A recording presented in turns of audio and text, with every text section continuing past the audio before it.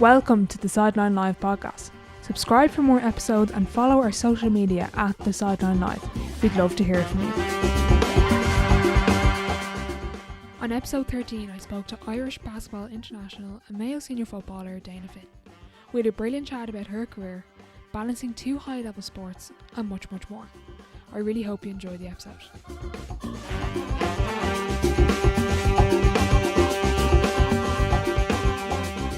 Hi Dayna, thanks for coming on the podcast.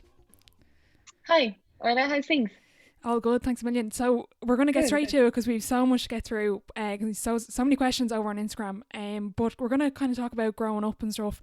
Aveen Dunphy wanted to know, who was your biggest inspiration growing up? I think you mentioned before your parents played for Mayo, was it? Yeah. So I suppose my biggest inspiration would have been my parents. Yeah, so mom and dad growing up. Both of them would have played for Mayo and would be very driven. So I'd admire that.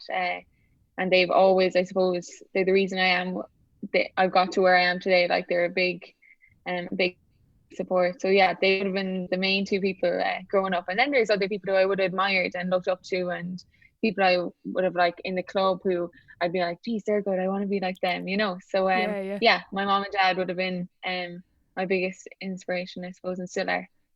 And basketball wise, was there anyone growing up that you kind of watched and you were like, oh, I definitely want to play like them?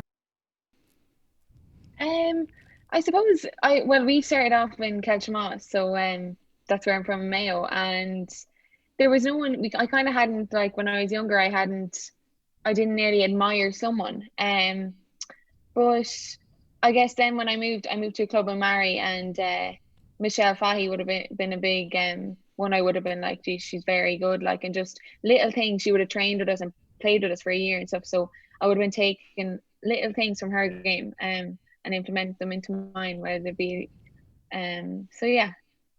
And what were those little things that you took from her? Do you rob from her? I didn't rob them from her, but I suppose she's very, I suppose when I'm playing, I kind of tend to I'd have nearly a kind of, not get angry necessarily, but you know, I'd be very, very competitive, and her side of things is just so calm and collected. Whether anything annoys you wouldn't even know. She's just so calm and collected. But no, definitely training with her was huge. Like, she gave us huge advice. Deadly. And chatting about basketball first, with your underage international experience, your first team was under 16, was it?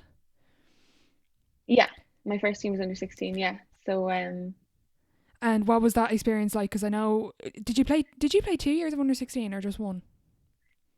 Yeah, so I played 2 years under 16, so I would have been a year young the first year. And yeah, so I suppose back then, thinking it feels like ages ago now, but we would have played in Macedonia and Romania, and I would have been coached by Andy Gill, and then it was Maeve Coleman the year after. So yeah, no, incredible experience, and I suppose that was kind of the stepping stone of where I've kind of got to today. Then I suppose you go on and you make the under 18 Irish team and under 20s and stuff like that. So yeah, it was definitely a big stepping stone in my career, and I learned a lot from them coaches. And I suppose playing abroad at such a young age, like I would have been only 15, like, you know. So yeah, it was a big step, but like I said, the experiences are incredible, and it's got me to where I am today. Absolutely. So you would have then played with a lot of the girls who were on the under 18 team in 2017, was it? In the under 18 team in 2017, yeah. So as in, I would have played with them. In Dublin. Yeah, that was the one. Yeah, I played a year young that year. Yeah, my first year. So then I played with the same team then. Yeah, similar enough team in Dublin at Europeans. Yeah. And kind of chatting about Dublin, what was that experience like? I was actually abroad and I was raging because I was looking at all the streams, and the place in Tala was just hopping.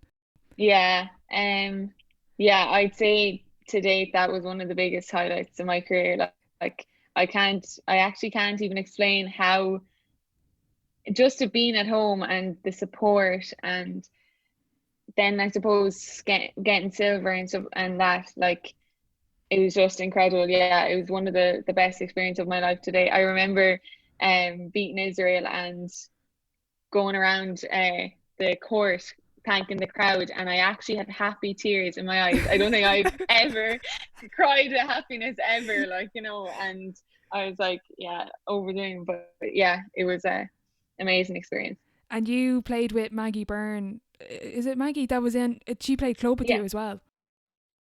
Yeah, I would have played with Maggie, and then I would have played with Alison Blaney. She's in club with me as well. So yeah. Oh, Um deadly. So that was probably nice to be with yeah, them it as was well, with the lovely. two And girls. like Maggie only lives like 2 minutes out the road from me. So it's gas that both of us come from this little place in Kelshmal. But yeah, no, I played with those two. So yeah, it was definitely a helping hand going to training and stuff like that. Like we get the train together under 16s, and setting off, like it was our Yeah. highlight for our weekend. But yeah, no, it was good. Yeah, I'd say there was some crack in the trains anyway. Yeah. Kind of chatting about then 2018. So you were promoted to Division A. What was the standard like? Can you kind of put a comparison on Division A and Division B basketball? I suppose, yeah, like I going out to Division A, I was like, this is going to be a huge challenge, and the level is going to be way higher. And when I got there and playing throughout, like through the games, I mean, we were well able to compete. I Mm-hmm. thought like we would have struggled in that, but from anyone who had watched the games or like followed us when we were in Italy, we were well able to compete. Now, don't get me wrong, there was some games that we lost most of the games bar one against Sweden, but like Mm-hmm. we were still able to compete. And I think obviously the standard is there. It is a big step from Division B, but Mm-hmm. we know that we're well able to compete at that level. So yeah, that was definitely, I love that experience of getting to play the top teams in Europe. And kind of chatting about that win against Sweden, take us through the what was it, the win and layup, I think it was you had. You talked to Hilary Nets about this, but I would definitely want to chat to you about this one. Oh yeah, yeah. I guess, like I say to everyone, the timeout we had just before that, it was such a low scoring game. And the timeout we had about maybe two turnovers in the last minute. Um, and I said to the girls, I was like, we are not losing this game no matter what we do. Like, so yeah, I don't know, I actually completely forget what was said in our timeout. We went onto the court then, and we the inbound. I think it was Enya who was taking an inbound, and we had a play to go through, and I got the ball and just see my defender and took her on the baseline and put the layup up, and yeah, it went in. And I guess I didn't think about how serious it was if I missed the layup at the time. I was Yeah, like, I just did it, and whatever happened after. But like yeah, it worked in my way, like But yeah. if I'd missed the layup and I'd taken on the baseline, I wonder. I'd say the girls would have hated me, but that's sports. But They wouldn't have let you on the, let yeah, that me live that one down. But definitely not. I know, yeah, it was incredible. Yeah, well, yeah. And what were the celebrations like afterwards? Um, they were tame enough. Like we just went back to the hotel. I suppose at the time we were so happy. And we came out to our parents and all that. Like the Irish always get a good lot of support. So we came out to our parents, and then we all went for team dinner. I think we got pizzas that night. So Lovely. yeah, and just stayed up and stuff like that. So yeah, they're memories that I'll cherish forever. It was amazing. But Absolutely. And kind of chatting then about the under 20 European Championships last year, or in 2019. You talk us through that tournament. I think, did you play Great Britain twice, was it? yeah, so we played Great Britain twice. So there was like, it was a different system to most years, Mm-hmm. because I think there was less teams. Yeah, we ended up playing Great Britain in the kind of group stages, and then in the quarterfinals we played them as well. So yeah, no, I suppose it's always a challenge when we Yeah. play Great Britain. You never know if you're going to come out on the good side. But yeah, we played them twice and we beat them narrowly in the second game. But yeah, no, it was very good. Yeah. Nice to have a good rivalry as well with the people across the water. Yeah, Yeah. exactly. We always, yeah, we'll take them twice. It was nearly nice to to play them twice because we were like, we know what these are like, you know. And kind of chatting about the bronze medal game, can you kind of take us through that game? And obviously as well the celebrations after. Like that's 2 European basketball championship medals you have now. Yeah, yeah, in that game, I guess Great Britain again, like suppose it's always a challenge, like just like every game is. But yeah, the feeling was incredible, and I suppose the support we had from the Irish over there was great too. So yeah, I suppose it didn't feel like the difference between it being at home and it being in Kosovo was huge. Like the support in Ireland was like a different, like, you know, it nearly made it feel like it was. I don't know how to describe it, but like it was just far more like there was far more of a deal made out of it. But yeah, no, it was huge to get bronze in Kosovo, and with the team that was very similar to the silver medal in Dublin. So yeah, it was huge, and I've made so many memories with those girls. So kind of chatting about the difference between Dublin and Kosovo, and you were saying the atmosphere. Do you think in Dublin that like the crowd were like that sixth man, as they say, like they really gave, like, carried you, kind of gave you momentum? yeah, I guess like I wouldn't take a huge notice of the crowd, but like it definitely does impact it. And yeah, it kind of is like Mm-hmm. that sixth man, like it just drives you on and gives that extra urge to want to win and to want to get that basket in and stuff like that. But yeah, no, I think, but like the Irish support always are incredible, and they've shown that over the years. Like nearly every girl's parents travels, so Oh, yeah, it's deadly. great. Yeah, that's nice Yeah. for families going as well. Like, yeah, that's Yeah, and good. then in your off days, you're absolutely spoiled. So it's great. Yeah, That's the best part. yeah. And then it was such a pity then, because you were promoted again to Division A, and obviously the summer 2020 it was all cancelled. Like that you would have been really looking forward to getting up to Division A again. Yeah, yeah, definitely. I suppose for the girls who were going to be playing in Division A, and that it would have been like huge for them to experience that, and for anyone that does get to experience it, take it with all you've got, because it's definitely a huge experience. But yeah, I suppose with everything that's happened now, and that everything that has been taken from us, I suppose that's life, and we're always going to get other opportunities to play at these levels and reach our goals. So Exactly. Yeah. yeah, it's tough though. It definitely Oh is yeah. tough. No, I'd say so. And the disappointment of finding out last summer, like, because how soon did you find out from when all this madness started? Um, Again, I think it was nearly June maybe. Oh, June. that close to Yeah, the tournament.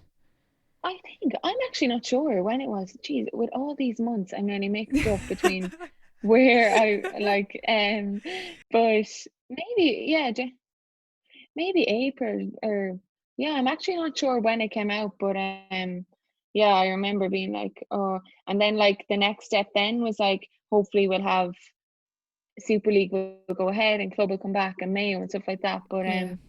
I suppose yeah, we can chat about that further on. Yeah, later on. We've 2 questions here from Paul Gallagher. Question 1: what is the most important aspect of being a point guard in the modern game? Oh, okay. Interesting. Yeah, good, very good question. I suppose I played point guard all my career nearly. I'm kind of going towards playing the two in the last year or so. I kind of like the more you have a bit more freedom playing the two. But Mm-hmm. the most important aspect, is that Yeah, most sorry, the important aspect? most important. Yeah. Yeah, yeah, there's, as I said, there's a lot of important aspects to being a point guard, but like the main thing I suppose is like you're the facilitator and you have to make quick and good decisions. Um, you're you have to decide what's in front of you, whether in zone or man, like you see the floor. I suppose your main thing is you have to pick the best option, and you're isolating players who you think are going to be in the best position. And then you have to think of whether you're going to take on the player, or else there's someone else in a better position. But yeah, there's a low, like, I suppose one of the main things is being confident on the ball and your ball handling skills. But yeah, definitely a good question. I suppose I kind of said there before it got cut off that I played point guard, I suppose, most of my career, and I'm kind of I like playing the two, I suppose, the last year or so. But yeah, no, it definitely is a hard position to play, because you're kind of the initiator of a lot of things that happen. But when you've good teammates around you, they make it happen as well. So yeah. Another question he had was, what is the toughest part of being the first line of defence and having to get through ball screens all of the time? God, he's very specific. That's good. Yeah. The most challenging part, being the first line of defence, I suppose the first thing is trusting your teammates. Like, so if you're the first line of defence, you can't see what's behind you. So yeah, trusting your teammates, and you have to make good judgments of, I suppose, if a big is screening you, you have to judge whether you're going to go over or under, or you're going to switch. Good communication is key to that on the floor. But yeah, as I said, like, you can't see what's happening behind you. So I suppose sometimes it can be physically and mentally challenging if there's a big and you're trying to get around them. And but yeah, that's a good question. I suppose it depends on who you're defending to. So if they're a shooter, or if they're going to attack the basket, you have to know those things as well. Yeah, like you were saying, having good teammates, like being able to communicate with one another, is just going to make your job easier. Yeah, definitely in all aspects of the game. Kind of chatting about football then with Mayo. You play club basketball in Galway and then football in Mayo. Yeah, that's it. Yeah. Yeah. And then kind of coming up through underage, were you involved in any sort of the Mayo county underage teams? I suppose no. At underage, I played basketball under 16 Irish team, and I played them with Kelchma at home for basketball as well. I wasn't involved in. Sorry, what was your question again? Were you involved in the underage Mayo teams at all? Oh yes. No, I wasn't. I played under 16 Irish team in that, but it was just too much at that age, like. So I played one. I stayed for a few weeks. The coach asked me to come in for minors. Would have been my last year minors, and the manager asked me to come in, and I came in and I played one game against Galway, and I played fullback in that game. But I hadn't trained with the team. I think I'd only trained like maybe 3 or 4 weeks with the team, if even. But yeah, we played Galway and I played fullback, and that was kind of the only underage Mayo I would have played, because I was very busy with basketball. So yeah. And was basketball growing up? Did you prefer basketball to football, or was it just the more opportunities came up? I guess like at the time I didn't think too much into it. I did, yeah. Like obviously, if I played more basketball, I preferred basketball, but yeah, I didn't really think too much into it. Even though like mom and dad were so JA driven, like it's nearly weird that I suppose everyone probably asked that question, like knowing you didn't really come from a basketball background. Yeah. Oh, your parents didn't play at all? No, basketball. Mom would have played in school, like, but wouldn't have like had a career of it. But yeah, I suppose I just played more basketball at the time, and I really enjoyed that. Yeah, that's probably the main reason. And then kind of getting called into the senior team. When were you first called in to the squad? I was called in it was around April 2017, April or May 2017. Yeah, I'll never forget. I was walking through NUIG and I got the call. And they rang you. Oh, I say you were buzzing going around. Yeah. Yeah. So I got the call. Yeah, and I suppose then that was time where I was kind of like, God, will I be able? And I suppose like one of the main things is getting like both of your coaches to agree that like this is the amount of time you can give, and just an understanding coach is a huge thing, and I'm thankful that I have had those throughout the last few years. But Mm-hmm. yeah, so that's kind of how I got into the senior team then, Mm-hmm. call, and then we went from there. So And how did you find the step up to senior intercounty football? um yeah, like everything, it was definitely a challenge. Going in, like, you're the youngest player nearly, and I was going in kind of on my own. Like, there was no other people I would have known. Like, so yeah, it was definitely challenging, but like the girls are so welcoming, and like they're Mm-hmm. my best friends now, like, so Yeah, yeah, yeah, no, definitely challenging, and the step up is different. It's just like playing under 16 basketball and playing under 20, like, yeah. um but and even playing under 20 and even senior ball. So yeah, no, the step up is huge, but I suppose you're there for a reason, so Mm-hmm. you're gonna try and you're always gonna give your most. And I like the challenge of people being better than you and you trying to strive for better. So yeah, Yeah. no, it's very good. And chatting about the girls, then did they give you was there any like sort of advice that they gave you coming in to the squad? Like, the question I have is best advice you were given coming into the team.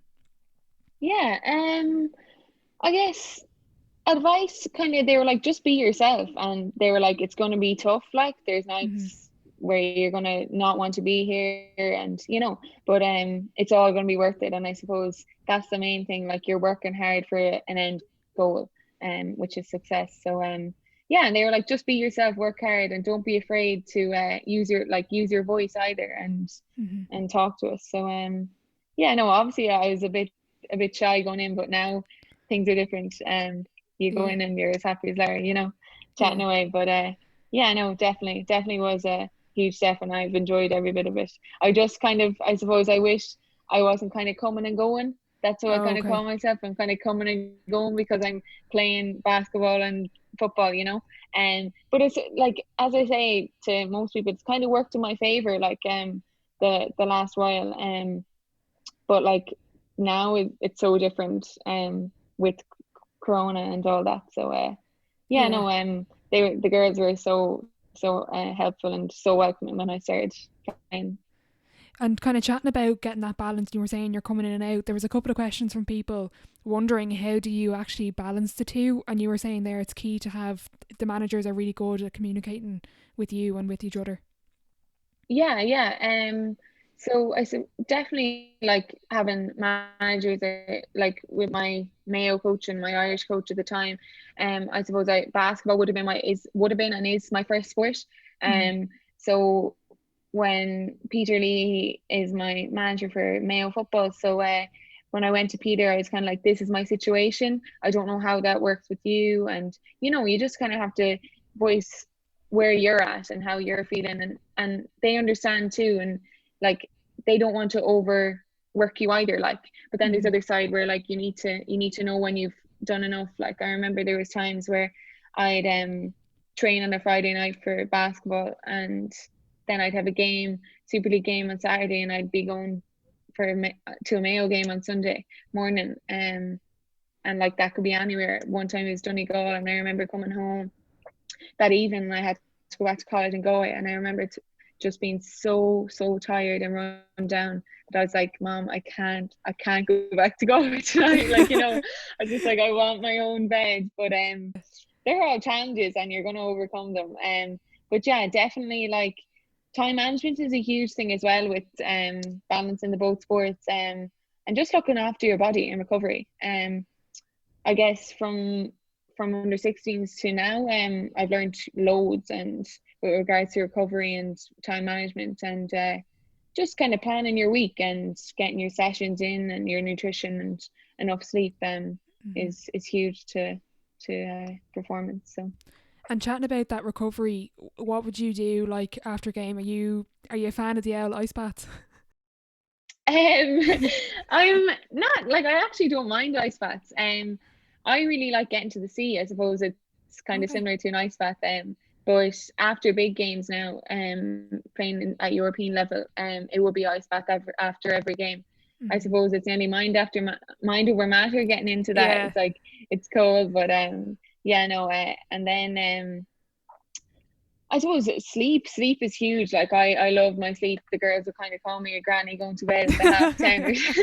But I know I just think if I'm busy all day, I'm in college, I'm going to train, I'm in the gym and stuff like that. I do need a good night's sleep, and then I'm up early. But yeah, no, I spots, I guess, as I said, it's mind over matter. So I don't really mind if it helps, and I'm gonna do it. Yeah, and kind of chatting then about that time management. You're obviously usually really busy, but at the moment there's nothing actually on at the moment. How are you finding lockdown with all this free time that you usually probably wouldn't have? Yeah. I guess during the first lockdown, it was a lot different than what it is now.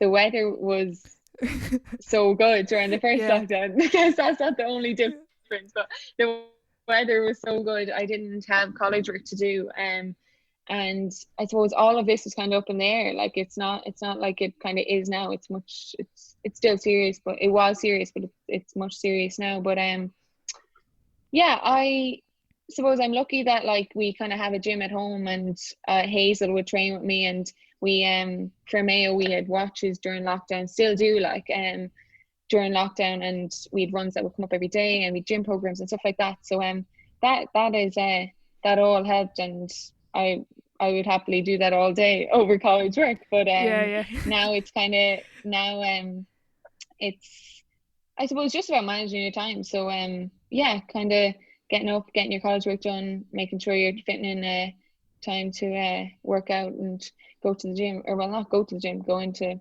stay in your house and stuff like that. But Yeah, yeah.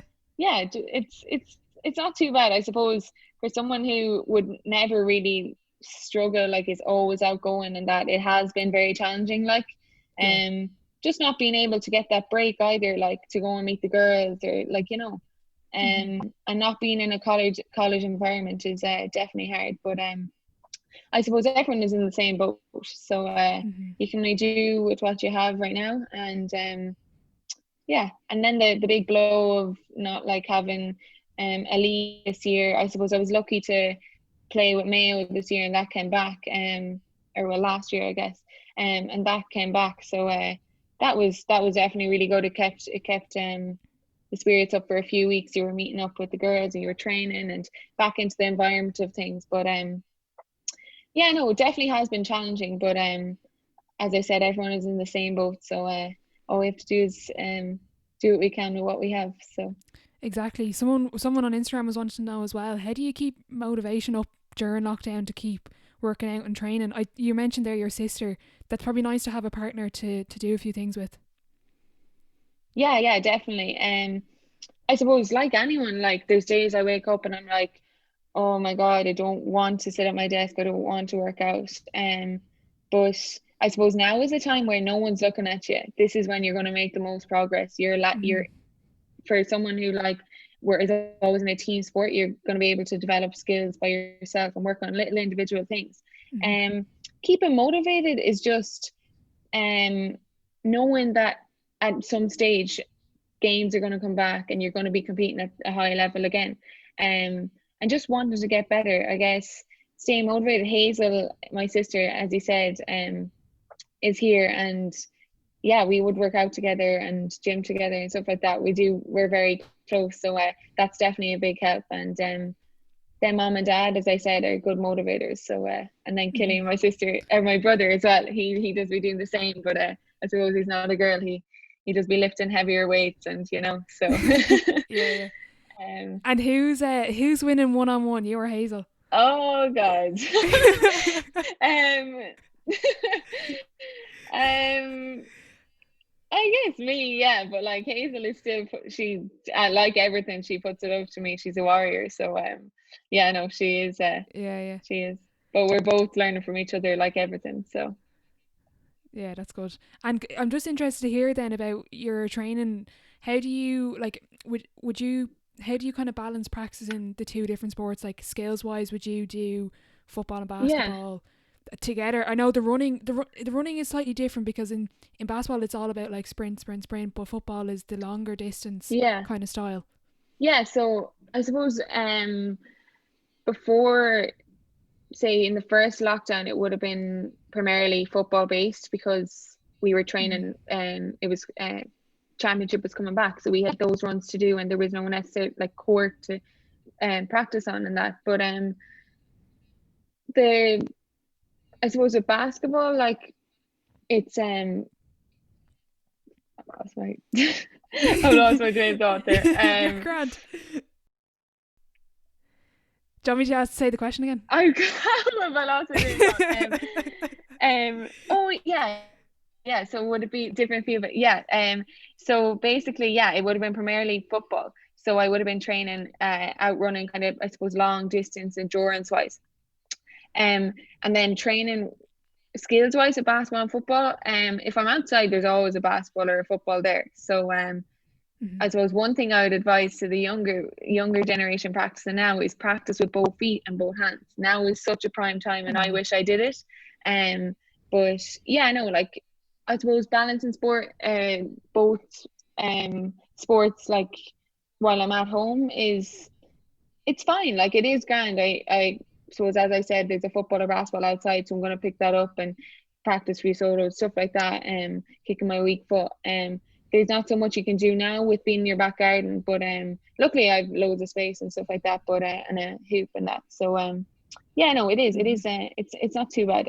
The cold evenings though are they're not great at the moment. Yeah, I'm struggling. I love the Yeah. long summer evenings, and you can go Oh kicking. my Now God. it's Yeah. there's snow like and Yeah, everything. it's so Yeah. cold. Yeah, it's very cold, but I suppose you have to get on with it. Yeah, exactly. And kind of chatting there, you mentioned the 2020 season with Mayo. How did you find with the whole COVID thing? Obviously, there's no supporters, and everything would have been slightly different. I know, like, just with the regulations, like not having like dressing rooms and like I don't like traveling to Yeah. training and stuff. Everything would be slightly different than Yeah. usual. Yeah, everything definitely was different. You had to kind of arrive to training ready, put your boots on outside the car, and train and go home. I suppose the kind of we were lucky enough to be able to train in the first place, so we'd take anything we could get, like, but not being allowed into dressing rooms, we kind of were during the end, you're allowed in for like 15 minutes. It was kind of split up in Oh, times okay. and that. But yeah, no, actually wasn't too bad. I suppose every other team is doing the same, so, and all you want to do is be on the pitch and play at the end of the day. So I know Yeah. it was grand. A bit of a challenge at times wearing masks, and they're so annoying and Yeah. all that, but you just get on with it, and especially when you want to play the game you love. So yeah. Exactly. Yeah, you'll do anything to go out and get training and get playing, and thank God Yeah, you did. And I have to exactly. say, from a supporter's standpoint, having the championships to watch was brilliant, because it just gave you that hour of you're not thinking of COVID, you're just watching a match. Like, Definitely, yeah, definitely. And even like Sunday, that's so different without having like the Sunday games on, and yeah, roast dinner, and it kind of came back towards the end there where, like, the yeah, men were playing and the hurling and stuff like that. So yeah, definitely, as you said, from a supporter's point of view, it was such a boost. Like, yeah. yeah. And how did you find not having supporters in the stand? Because I remember I was at the Tipperary Monaghan game, and I remember at the end it was really weird. Well, it was actually weird throughout the game because I could hear the management shouting the instructions at the players, but at the end I was so used to people like cheering because they won, and there was just silence. And I just remember being hit like, oh my God, Yeah, like there's actually nobody here. I know. Yeah, it's crazy. Yeah. I guess like outdoors is very different to indoors, and when you compare them from basketball to football, if you find that, I don't know, but it's very, I suppose it's a confined space when you're playing basketball. And Mm-hmm. football, yeah, it was different, like definitely so different. But I guess it kind of, not that it wouldn't like put me up or down, but like the main thing is being out playing and um trying to succeed and win. So yeah, no, Yeah. it was definitely very weird. But, and I guess like supporters, like you said, you can hear the coaches, and nearly when Mm. the men were playing on TV, you can hear like people, like the echo of them talking, whereas that would never be the case. But yeah, Yeah. no, it's very strange, like, but hopefully it all comes back in no time. Yeah, fingers crossed. And kind of looking towards the 2020-21 season, with Mayo, and I know Super League it doesn't look like it's going ahead. Not too sure about the international scene. What are you looking forward to in 2021? So right now, uh, we've kind of started up with the Irish international team. So we've had like Zoom calls and stuff like that. So the ball has got running there, and we've got a huge sponsor on board. Gotham Drywall are a new Mm-hmm. sponsor for. I'm sure you heard the Yeah, it's brilliant um news. Irish senior women's team. So it's been a huge boost. And financially, it'll definitely help a lot of us out and the team out. So yeah, definitely to thank them. It's a huge boost to the team.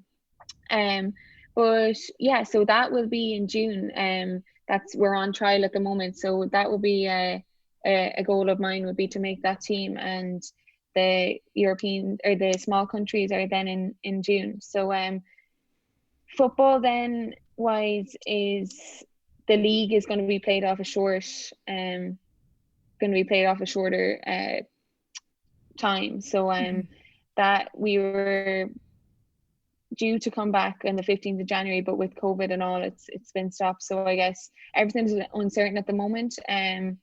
But yeah, we can only wait and see, and keep kind of ticking away on our own at the moment. And yeah, and then Super League wise, they have said that it's not going to go ahead. Like so, yeah, which is a shame because that's kind of your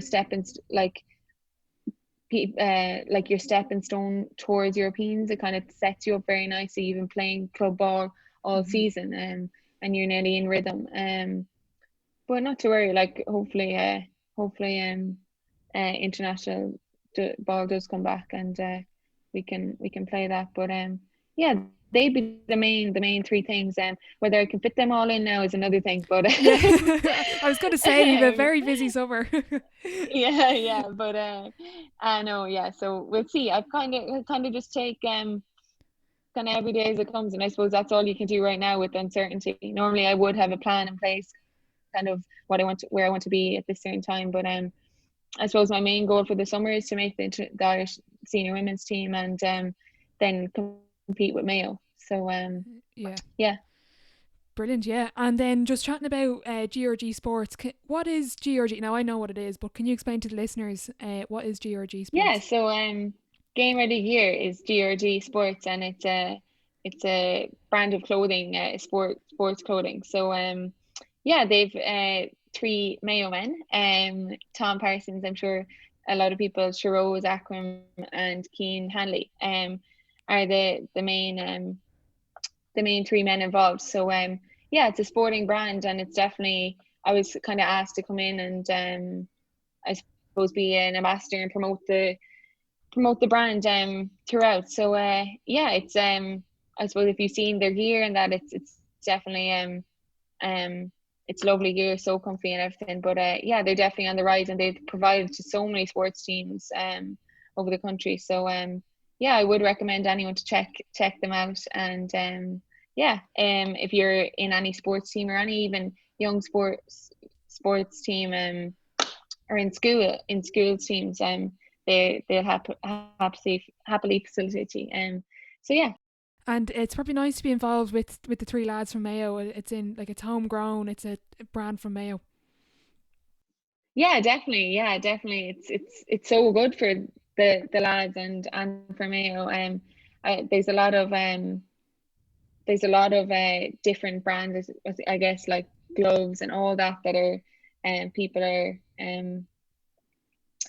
bringing out. But yeah, it's definitely a brand that's on the rise, and I'd highly recommend anyone to purchase from it because and support the lads because it is, as I said, it is lovely gear. And again, it's a Mayo brand, so support local, as they say. Absolutely. I'll be sure to link their website and everything in the description. But kind of looking forward Yeah. then, maybe a couple of years down the line, you were on your Erasmus in Valencia, so you were training with them. Is is a professional career something you're maybe aspiring to do? Is that something you'd love to do in the future? Yeah, so I guess I've been asked this question a few times.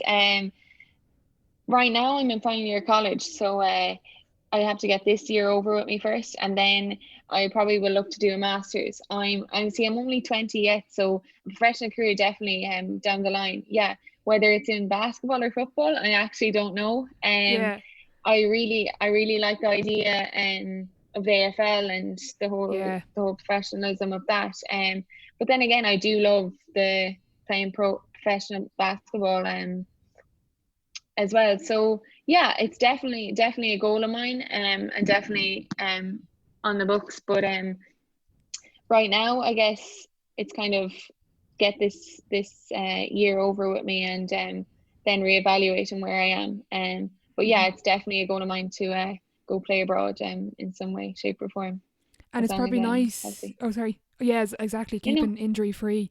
And as yeah, you were yeah, saying with AFLW, there's a couple of girls now from Mayo. I know Sarah Rowe. There's a couple of other ones. Neve Kelly, yeah, Grace. yeah. Yeah, Grace, Aidan Gilroy, yeah. There is a good few of the girls there out there, yeah. yeah. So it's probably nice to kind of get their insight as well and see what they think of it. Yeah, definitely, yeah, and yeah, they highly recommend it. I suppose they're a lot. They've a few years on me, so they have their degrees and all that. So yeah, it's definitely good to get their advice on things like that. And yeah. Exactly, yeah. Chatting about improving, I have another question here from Paul Kelleher and looking towards the future. What skill would you like to have improved slash develop that would take your game to another level? And I'm going to ask that to both football and basketball. Okay. I guess in relation to basketball, it would probably be my shooting percentage and shooting off the dribble. I guess that would kind of be my main focus. I suppose one thing kind of I guess I'm working on is my right hand. So not that I'm left-handed. So well, provisionally I write my right, but I shoot my left. So Oh, okay. That's weird. Yeah. I'm a bit strange, yeah. But yeah, so like dominantly, like I would have played handball in the past, and my right hand would be my dominant hand. Oh, Um, okay. yeah, so it's very strange, but yeah. So then my right hand, not that it's entirely weak or stuff, but like coming into contact with my right hand, into contact with someone, use my right hand, being able to finish on the right strongly. They would kind of be my main. I suppose I've loads of little things that I'd love to like improve on. Mm-hmm. My floater going to the basket, pulling up and avoiding contact. And then football wise, I guess like I went from playing midfield kind of to playing full or centre at back and stuff. One thing I think I could implement more into my game would be I suppose using both feet more like to get out of a sticky situation. Mm-hmm. And then like when playing with club, I guess I have more of an attacking role. So myself and Hazel play midfield, so it's kind of Oh, like deadly. you attack. Yeah, yeah. So it's kind of like if I attack and then I'm tired, it's like it's okay, I'll go this time. Well, no, that's not. That's not. We don't plan it, but it's good to have her there because we're very equal on that stage. So yeah, no, they will kind of be the main things. Again, loads of things. I'm sure Paul Keller would give me a few tips on that on what he think I should improve on. But just like every coach, and they're things I really love to hear because they're only going to make you a better player. Exactly. So yeah. Yeah. And I find as well, like I'm still playing and I'm doing a bit of coaching, it's kind of nice to reach out and ask because I could have it in my head that I really need to improve my right hand, but I actually could do with maybe improving something else, and I'm focusing my attention on something that isn't really like it's not a I need to do it, but it's not a priority, and I could get better value from something else. Yeah, exactly. It's so true. Yeah. And even like asking someone like if you don't ask, the answer is no, like Mm-hmm. but like yeah, definitely reach out and ask your coaches. Like I love getting advice, and like it's positive criticism, even though Mm-hmm. they're not necessarily criticizing your game, they're telling you something to it's something that you need to improve on. Yeah. It's going to get you to where you want to be, and bit by bit. But yeah, no, definitely. If any young people, don't be afraid to ask for advice, Yeah. because it's only going to go one way. Exactly. That's something I wish I did when I was younger. Was ask coaches and player and teammates like, what should I do? But kind of chatting there, you were saying about your left and right hand. Out of interest, are you right or left footed then for football? I left footed, yeah. Is that the one you're right with? I'm so confused. No, it's so I write with my right hand. I shoot with my left hand. And I kick with my left. Oh, so you're like ambidextrous? Like, are you? Can you write with both hands? No, I do. I can't. I haven't tried, but like, but if I, it's yeah, it's weird. Like if I was to go to pass with my right hand, it would be my dominant hand to pass with. Yeah, I Yeah, don't. It's just weird. that's Yeah, weird. yeah, Yeah, but sorry, that's weird, yeah. Dayna. um, Moving on to the sideline seven. So it's the same seven questions for every guest. What is your favorite quote? my favorite quote would probably be God. There's loads of quotes, but hard work beats talent when talent doesn't work hard. Yeah. Um, I guess like that's probably one of my favorite quotes. Um, like if we work hard, it shows. Like, but you will never beat someone who's just talent. You have Hmm. to work hard. You Yeah. definitely have to work hard to get where you want to be. So yeah, I really like Exactly. that quote. And it's something that players can really take now, which is interesting because they have the time to work. You know what I mean? Like, there's nothing else on, so you may as well go Yeah, practice. Like, exactly. Behind closed doors, this is when you're gonna progress the most and work on those little things that maybe like you wouldn't get to work on if you were in a team situation because it's constantly team based, you know? exactly, yeah. So yeah. Question two: the best sporting event you've been to, and you can say as a player or a supporter or both. Okay. Good. As a player, yeah, I suppose I'm always nearly playing. But the best one I've been to, I guess like I actually haven't been to abroad any like big games, NBA games or anything like that. But I the All Ireland's like All Ireland football, and then I would have been to a few professional games over in Valencia of the Valencian team playing. So yeah, they would probably be um my kind of favorite ones I've been to. You'll be waiting a few more years for the lads to win the Sam. Oh my God, I I know had the to throw poor that in things, there. but I had to throw it in there yeah, as a yeah, dove, yeah. yeah, yeah. um, um, we will, yeah. yeah, I know. Looking back, what's the biggest setback or challenge so far in your career? Um, I suppose locally, touch wood, I haven't had any huge setbacks. I suppose every kind of injury is a setback, but it's how you deal with it. You wouldn't necessarily call it a setback. You call it, you know, um, how you deal with it is how you're going to progress. So, yeah, little injuries here and there have been challenging. But I've had no huge setback, thank God. Um, my biggest challenge to date with regards to game wise or just my challenge overall?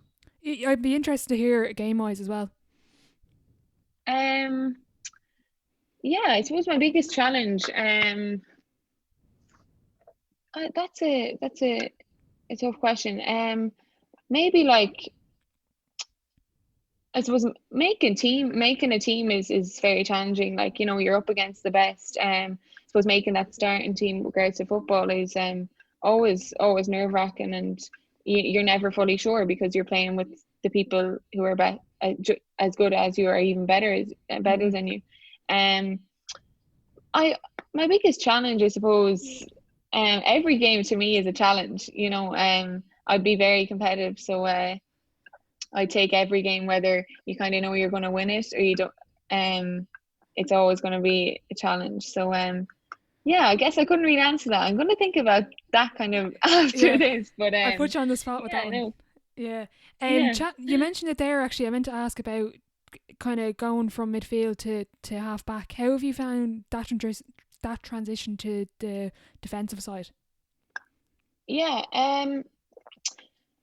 I guess yeah. I found it's fine. Yeah, I like playing centre half back. I suppose it's kind of like you're playing, like I played sweeper against Tyrone, and then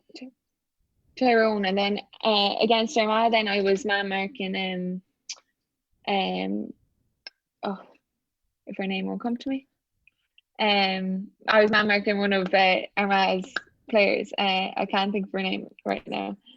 Caroline Oh, Hanlon, okay. and she's actually an international netballer. So that was Oh, kind of the yes. link that, Yeah, yeah. yeah. So yeah, I was man marking her and centre half back. So yeah, I guess like it's fine. Like I don't I like the defensive side of things. You've more responsibility though. Mm. In comparison to like midfield, you're kind of, not that you don't have a responsibility, you don't have a job, but like you're kind of more like able to freely go around kind of. Mm. But when you're on someone, it's kind of, it's a bit, there's a bit more pressure, and I kind of found that, especially playing the last few games at Mayo there, that it's being a back is a lot more taxing than you think, like, when you're Yeah, actually in the position. yeah. But yeah, no, I definitely like it. It's definitely a rewarding position, because once you do your job, you turn over the ball. It's like in basketball, when you turn over the ball, when you get a steal, like it definitely is a very rewarding position. But yeah, no, it was grand. It was grand, and I enjoyed it. That's good. Then kind of on the flip side, then what is your biggest achievement on or off the court, or on pitch? Sorry, for you as well. My biggest achievement, I guess there's been a lot of highlights, as I've said. I suppose from a team aspect, it would be the silver medal in Dublin and the bronze. From a personal point of view, I would have won International Player of the Year in 2017-18. So that was a huge achievement, I suppose, personally. But these achievements don't come without having the team around you and the supports like around you. So yeah, it's not as I said, there's no I in team. So yeah, they've kind of been the team aspect of things. You don't get these individual awards unless you're surrounded by those people. So Hmm. yeah, that would have been a highlight. And then God, I really a lot of kind of like achievements team wise, and I won a few awards and stuff like that. But yeah, and then I division. You're kind of coming from a personal point of view or a team point of view, like. We can go with both. Yeah, I suppose like they would kind of be my main ones, and then Division One Player of the Year then in 2018, and that. So yeah, they were achievements, but and I suppose they've got me where I am today, but they wouldn't come, as like I said, without having that team and the supports and family and friends around you. So Absolutely. yeah. Looking back, then you're only 20, as you said, but what advice would you give your 18-year-old self? Yeah, my 18-year-old self, advice, I guess, is to just work hard. As I said, like I would be very competitive, so I always like to, if I see that I'm lacking in this, I'd be very critical of myself. But like every athlete, you're critical of Yeah. what you do wrong and stuff like that. But advice, yeah, would just be to work hard and never give up, like, and no matter how much you're up or down the game. Um, but yeah, and keep going, because you are where when I was 18, I suppose. I guess I wouldn't have necessarily given myself advice, but like question kind of is in that way, like I suppose I have thoughts in my head that if I work now, I'm gonna be where I am today, and that's what Yeah. I suppose I'm saying to now. If I work hard now, then it's gonna benefit me in the future. So Mm. Yeah. yeah. That's a good answer. Dream dinner guest and why? And it's I should actually change the question to dinner party because everyone just seems to throw in people. Who would it be for yourself? Dinner, God, there's a lot of people I suppose I'd like to come to my dinner, but God, there is loads of people. I suppose sporting wise, like um maybe like maybe like suppose someone who like isn't maybe like Kobe Bryant or Katie Taylor, or one of those big sporting stars. I admire Katie Taylor, but she's necessarily from Ireland, so I don't think I'd ever get the chance to have dinner with Kobe Bryant, that kind of way. But yeah, I know what you're saying. yeah, no, that's a funny question. Yeah, Yeah. I suppose it kind of be. Last question then. If your life was a book, what chapter would this be called? The unknown. Okay. I suppose with regards to COVID and everything, that would be. Yeah. I know, not the unknown. I suppose I'm in my 20s now. So the chapter of a book. Maybe this chapter would be called Prime. Okay. Prime. I suppose, Yeah. as in like my 20s are going to be my prime years of my sporting career. So but I guess then I'm narrowing it down to like 20s to 30s, but maybe Prime. Yeah. Okay, so we've big things to expect then over the next 10 years.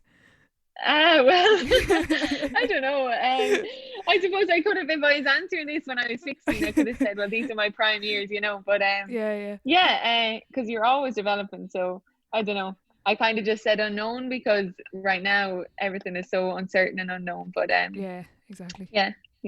That's good. Look, Dayna, thank you so much for your time. We've gone well over, but I just want to wish you the best of luck with whatever way the seasons are next year and with everything. And I really appreciate your time. Thanks a million. Thanks for having me on. Really enjoyed it. Thanks, Dayna.